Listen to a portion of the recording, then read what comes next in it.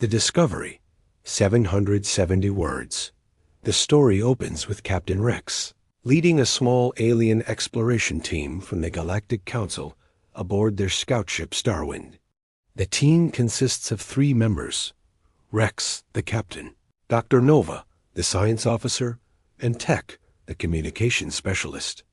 They represent the advanced Vorthan species, known throughout the galaxy for their logical minds and superior technology. The team receives a strange signal from an unexplored system near the galaxy's outer rim. The signal appears to be artificial, but doesn't match any known galactic communication protocols. Curious and following standard exploration procedures, they decide to investigate. As their ship approaches the system, they discover a small, rocky planet with an artificial structure. On its surface, the structure appears to be some kind of outpost or research station, but it's built using materials and designs completely unknown to their extensive galactic databases. The architecture seems crude, yet somehow functional. Dr. Nova runs detailed scans and finds several puzzling readings. The outpost appears to be generating power through methods that shouldn't work according to their understanding of physics. The materials used in construction are common elements, but they're arranged in ways that create unexpected strength and efficiency. The team debates whether to make contact or simply observe. Rex decides they should investigate directly, as this could be a first contact situation with a new species. They land their advanced ship near the outpost, noting that their arrival seems to have triggered some kind of alert system within the structure. As they approach the outpost, they notice it's heavily damaged, as if it survived some kind of attack or disaster. Blast marks and structural damage are everywhere, yet the facility somehow remains operational. This puzzles them greatly, as any civilized species would have either repaired the damage properly or abandoned the site entirely. Outpost's design becomes even more mysterious up close. It appears to be built for beings roughly their size, but everything seems over-engineered and redundant. There are backup systems for backup systems, and the whole structure seems designed to function even under extreme damage. Dr. Nova detects life signs inside, weak but present. The readings suggest the beings inside are injured or in some kind of stasis. Rex makes the decision to attempt entry, hoping to provide assistance and make peaceful contact with this unknown species. The entry systems are unlike anything in their galactic database. Instead of energy fields or biolocks, the doors are secured with crude but effective mechanical systems. Tech manages to override them, but notes that the security seems designed to keep things in rather than keep intruders out. As they enter the outpost, they're struck by the interior design. Everything is built to withstand damage, with thick walls, reinforced corridors, and what appears to be blast-resistant materials. The lighting is dim and emergency systems are running on backup power. They discover signs of a fierce battle throughout the facility. Weapon marks, damaged equipment, and evidence of repairs made under extreme conditions are everywhere. Yet despite the damage, all critical systems remain functional through an incredible network of redundancies and backup systems. The team finds several sealed chambers containing beings in medical stasis pods. The beings appear to be a bipedal species with similar physical characteristics to many galactic races, but their equipment and technology are completely foreign. Medical readings show they're severely injured, but stable. Rex orders Dr. Nova to begin careful analysis of the beings and their technology, while Tech works to access their computer systems. What they discover in the facility's records will challenge everything they thought they knew about survival, warfare, and the nature of sentient species. The first part ends with the team discovering that this outpost belongs to a species called humans, a name that appears nowhere in their galactic databases. The humans appear to have been fighting a desperate battle against unknown enemies, and somehow managed to survive in conditions that should have been impossible. Dr. Nova's preliminary scans reveal that these humans possess no special physical abilities, no advanced technology, and no apparent advantages over their attackers. Yet they held this position for months against overwhelming odds, using nothing but determination, improvisation, and an almost irrational refusal to surrender. Rex stares at the damaged outpost around them, trying to understand how such a seemingly ordinary species could achieve the impossible. The mystery deepens when Tech discovers that the humans' last transmission was not a distress call or surrender, but a simple message: still here, still fighting. The discovery of this human outpost will force the Galactic Council to reconsider their understanding of what makes a species truly dangerous and why humans might be the most terrifying discovery in galactic history. Asterisk. Tech manages to access the human computer systems through their crude but effective data storage devices. The alien team discovers detailed logs of the outpost's final battle, and what they read defies all military logic known to the galactic community. The outpost, called Firebase Delta, was established by a small human colony ship that crash-landed on the planet 6 months ago.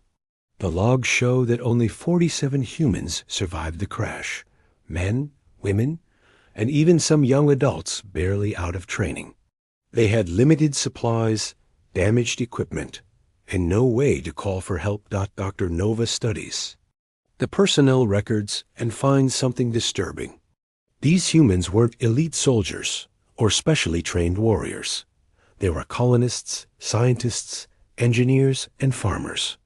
Some had basic military training, but most were ordinary civilians who had never seen combat before the crash.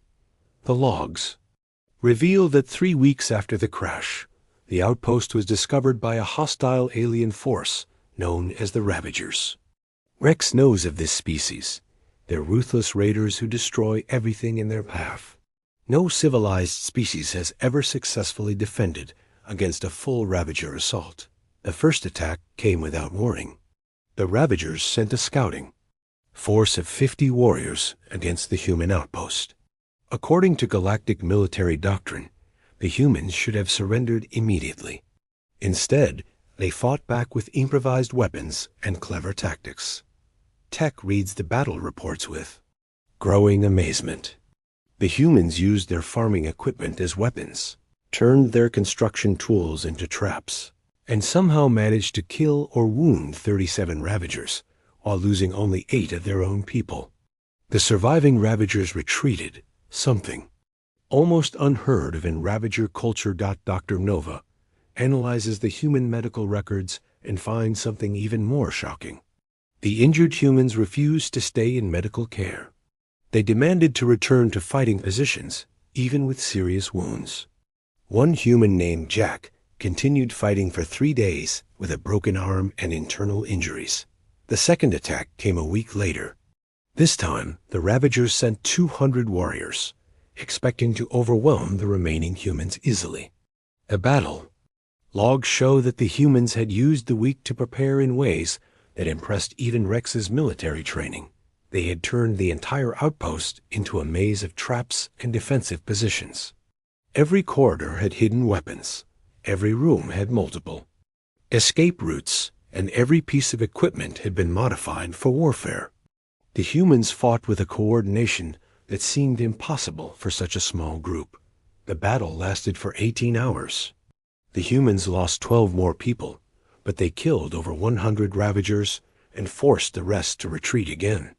The logs show that the humans celebrated this victory, even though they were now reduced to only 27 survivors. Rex studies the tactical reports and cannot understand how the humans achieved such results. Their weapons were inferior, their numbers were small, and their training was minimal. Yet they fought with an intensity and creativity that exceeded anything in galactic military history. Dr. Nova discovers something even more puzzling in the medical files. The humans had been rationing their medical supplies, saving the best treatments for those who could return to fighting soonest. They were literally sacrificing their own health to maintain their defense capability. The final attack came 2 months later. The Ravagers brought their entire fleet, over 1,000 warriors with heavy weapons and siege equipment. This was enough firepower to destroy a small city. The humans now numbered only 21 survivors, many of them wounded. The battle. Logs for this final assault are the most disturbing of all. The humans knew they couldn't win, but they fought anyway. They used tactics that no sane military commander would consider: suicide attacks, impossible last stands, and strategies that required individuals to sacrifice themselves for minimal tactical gains. Tech reads the final entries with something approaching horror. The humans fought room by room, corridor by corridor, making the Ravagers pay for every meter of ground. They held the outpost for 6 days against overwhelming odds, using their knowledge of the facility to create killing zones and ambush points. The logs show that the humans inflicted massive casualties on the Ravagers, killing over 400 of them in the final battle. But one by one, the human defenders fell. The last log entry was made by a woman named Lisa, who was the final survivor in the command center. Her last message was simple: they want the outpost, they can have it, but they'll remember what it cost them. Rex stares at the data in disbelief. Lisa had activated the outpost's self-destruct system, apparently planning to take the attacking Ravagers with her. Only a malfunction in the system saved the facility from complete destruction and allowed some humans to survive in the medical stasis pods. The alien team realizes they're not looking at a military defeat. They're looking at a victory that cost everything but achieved something impossible: the complete destruction of a Ravager battle fleet by a handful of untrained civilians. Asterisk. Dr. Nova begins detailed medical examinations of the humans in stasis, hoping to understand what makes them so different from other galactic species. What she discovers challenges everything the galactic community believes about the nature of sentient life. The first shock comes from basic biological scans. Humans are physically unremarkable in almost every way. They're not particularly strong, fast, or durable compared to most galactic species. Their senses are average, their reflexes are normal, and they have no special abilities whatsoever. By every measure used to evaluate species potential, humans should be classified as weak, but Dr. Nova finds something unusual in their brain scans. The human brain structure shows patterns unlike any known species. While most galactic races have evolved to avoid unnecessary risks and conflicts, human brains seem designed for the opposite. They show enhanced activity in areas related to problem-solving under stress and decision-making in dangerous situations. Tech continues analyzing the outpost systems and makes a disturbing discovery. The humans had been modifying their equipment in ways that violated every safety protocol known to galactic engineering.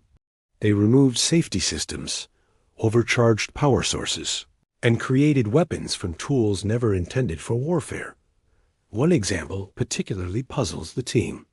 The humans had modified their life support system to produce a toxic gas that was harmless to them but deadly to Ravagers. They had literally turned their own air supply into a weapon, risking their lives to gain any possible advantage. Rex studies the tactical recordings from the battles and begins to understand something frightening about human nature. While other species fight to win, humans fight to survive. The difference seems small, but it changes everything about how they approach conflict. During the first battle, when the Ravagers killed 8 humans, the survivors didn't retreat or negotiate. Instead, they studied the enemy tactics and adapted their own strategies. They learned from their losses and became more dangerous with each encounter. Dr. Nova finds evidence of this adaptation in the medical logs.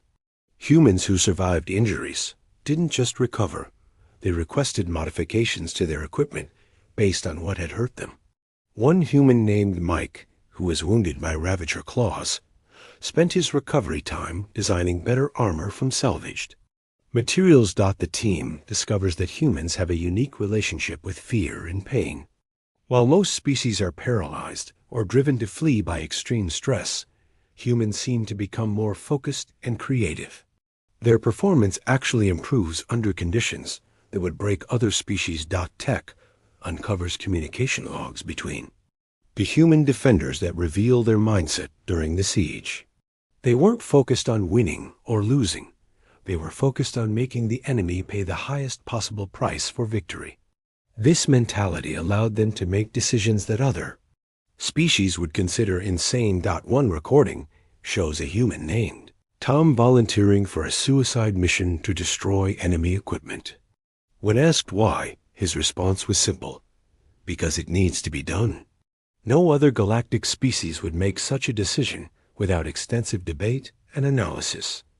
Rex realizes that humans possess something the galactic community has never encountered: the ability to accept certain death as an acceptable price for achieving their goals. This makes them unpredictable and extremely dangerous to any enemy. Dr. Nova's analysis of human psychology reveals another disturbing trait. Humans form incredibly strong bonds with their group members. When the Ravagers killed their companions, the survivors didn't become demoralized.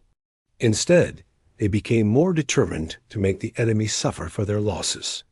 The medical logs show that humans would risk their lives to recover the bodies of their fallen comrades, even when it provided no tactical advantage. They refused to leave anyone behind, even the dead.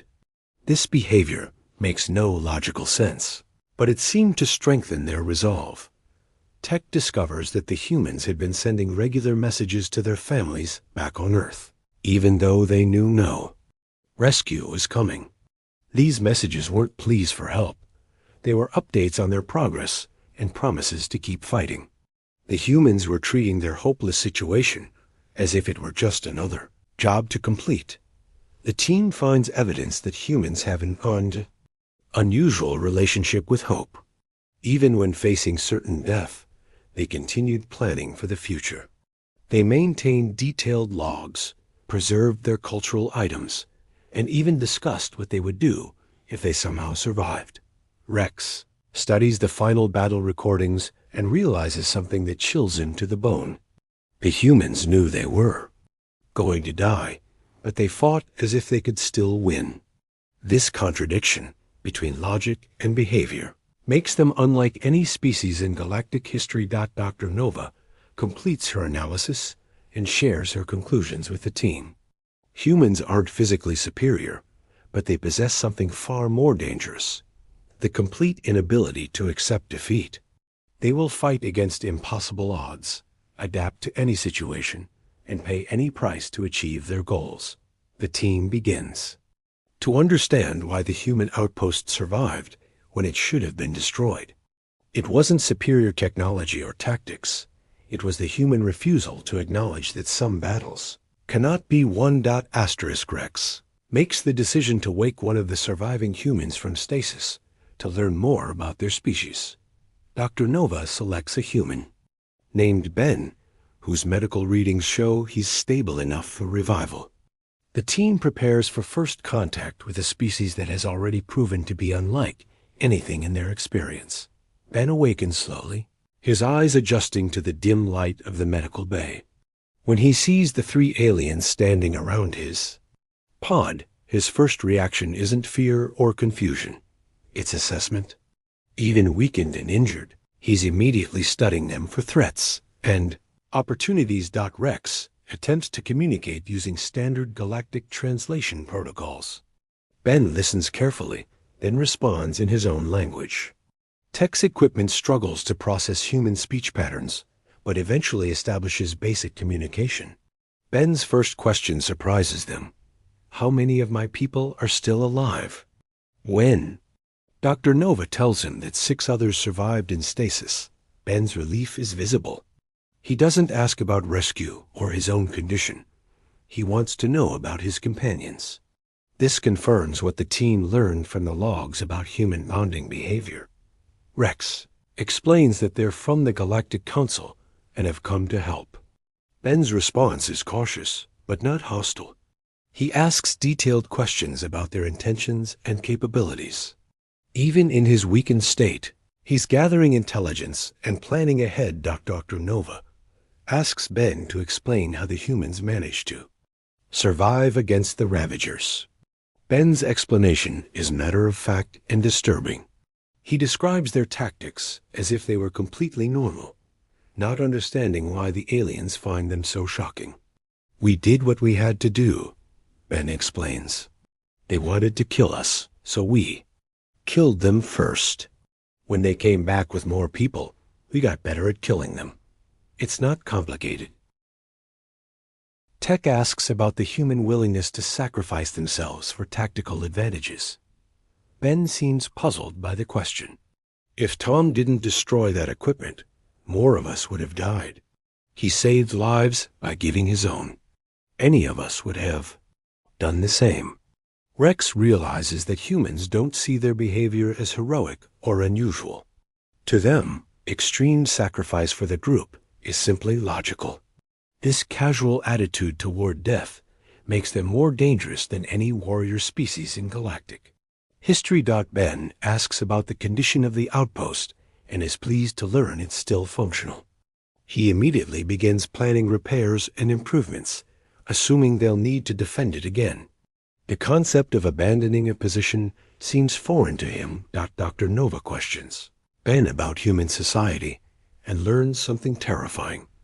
Earth isn't a peaceful world. It's a planet where humans have been fighting each other for thousands of years. War, conflict, and struggle are normal parts of human existence. "We've been fighting since we could pick up sticks," Ben explains. "We fight other humans. We fight nature. We fight anything that gets in our way. It's what we do." The team realizes that humans aren't unusual warriors. They're a species that has evolved in constant conflict. Every human alive has inherited thousands of years of warfare, survival, and adaptation. They're not learning to fight. They're remembering how. Rex asks Ben about human plans for the future. Ben's response is both simple and chilling. "We'll rebuild, get stronger, and make sure this never happens again. And we'll find whoever sent the Ravagers and have a conversation with them." The casual way Ben discusses revenge against an unknown enemy species demonstrates the human approach to threats. They don't just defend, they eliminate the source of danger permanently. Tech discovers that Ben is already planning improvements to the outpost's defenses based on what he learned from the battles. Even after surviving an impossible siege, he's thinking about how to fight the next one better. Dr. Nova asks Ben if humans ever consider surrender or negotiation when facing superior enemies. Ben's response is immediate. "Surrender just means they get to kill you whenever they want. We'd rather die fighting." The team begins to understand that humans represent something the galaxy has never seen, a species that views death in battle as preferable to submission. This makes them impossible to defeat through conventional means. Rex realizes the implications of this discovery. If humans ever develop advanced technology or join the galactic community, they won't be just another species. They'll be a force that could reshape the balance of power throughout the galaxy. Ben asks about contacting Earth and warns the team about something that chills them.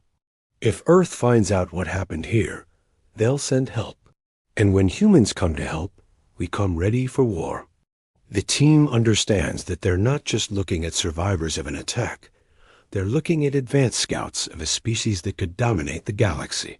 Through sheer determination and refusal to surrender. Dr. Nova realizes that the discovery of humans presents the Galactic Council with a terrible choice. Make contact with a species that could become their greatest ally or their most dangerous enemy. Asterisk. The alien team faces a decision that will affect the entire galaxy. Rex calls an emergency meeting to discuss their options while Ben rests and recovers his strength. The three aliens must decide whether to report their discovery to the Galactic Council or handle the Situation themselves, Dr. Nova argues for immediate contact with the Council. She believes that humans represent a new type of species that could revolutionize galactic civilization. Their ability to adapt, survive, and overcome impossible odds could be exactly what the galaxy needs to face unknown threats. Tech disagrees strongly. He's analyzed the human data and believes they're too dangerous to integrate into galactic society. A species that casually accepts death and views warfare as normal could destabilize the careful peace that has existed for centuries. Rex finds himself torn between both perspectives. As a military officer, he recognizes the incredible potential of human combat abilities. But as a leader, he fears what humans might do if they felt threatened by galactic civilization. Their debate is interrupted when Ben appears in the doorway, moving slowly but steadily. His recovery rate exceeds Dr. Nova's projections, showing another disturbing human trait. They heal from trauma faster than expected. Ben has been listening to their discussion and offers his own perspective. "You're afraid of us," he says simply. "You should be. But you're thinking about this wrong." Rex asks Ben to explain. Ben sits down carefully and begins to describe human nature in terms the aliens can understand. "We're not evil or cruel. We're protective. Everything we do is about keeping our people safe." Dr. Nova asks about human aggression and warfare. Ben's response is enlightening. "We fight because we have to. If someone threatens our family, our home, our way of life, we'll do whatever it takes to stop them. But we don't fight for fun." Tech brings up the human willingness to sacrifice themselves. Ben nods thoughtfully. "We value the group more than the individual. One person dying to save 10 people isn't a tragedy. It's math. Good math." Rex realizes that human morality is based on collective survival rather than individual rights. This makes them incredibly dangerous to enemies, but potentially valuable as allies. Ben asks about the galactic situation and learns about the Council's peaceful civilization. His response surprises them. "Sounds nice. We'd like that too. But peace only works when everyone agrees to it."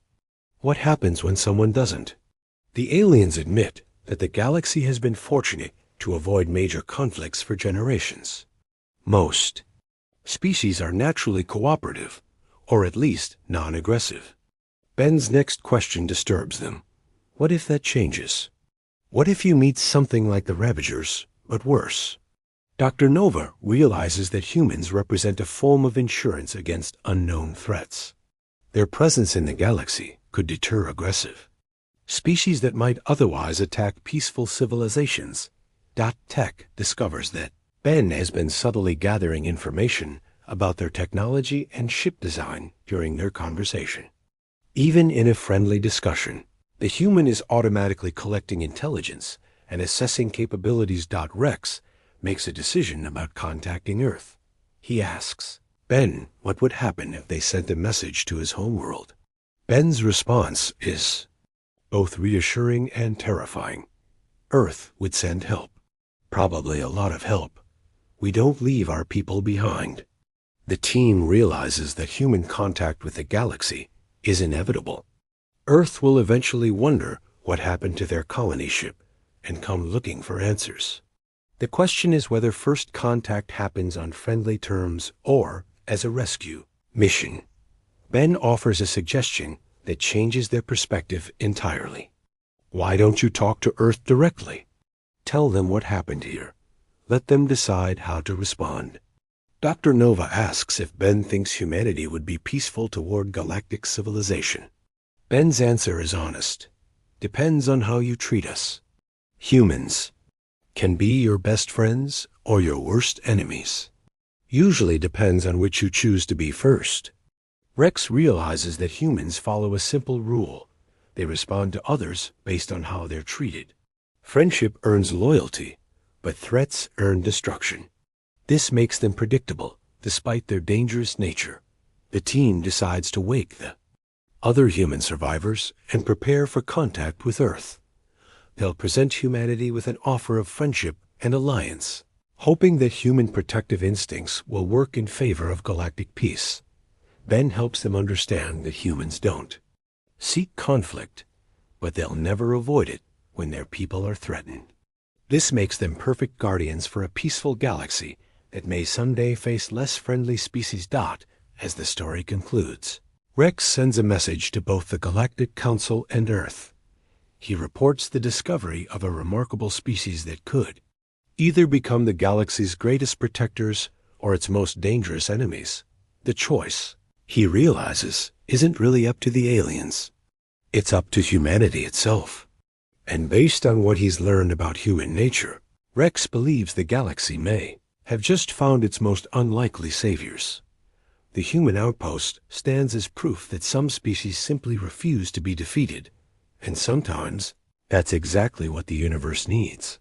Asterisk.